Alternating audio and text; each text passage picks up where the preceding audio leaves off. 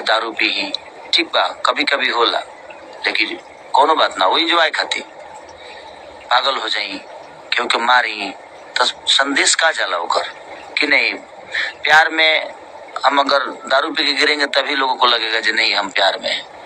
तो दोस्तों, भोजपुरी खेसारी लाल यादव का बहुत शानदार गाना आप सभी के बीच रिलीज हुआ है खेसारी म्यूजिक वर्ल्ड के यूट्यूब चैनल पर। जाकर इस गाने को जरूर सुने, जिस गाने का नाम है न जियब तोहरे बिना। इस गाने को लिखे हैं कृष्णा विदर्दी और इस गाने में म्यूजिक दिए हैं आर्य शर्मा, जो कि बहुत शानदार इस गाने को बनाया गया है और बहुत शानदार भोजपुरी दर्शकों को यह गाना ट्रेंड में चल रहा है। आप लोग जाकर खेसारी म्यूजिक वर्ल्ड के यूट्यूब चैनल पर जरूर सुने।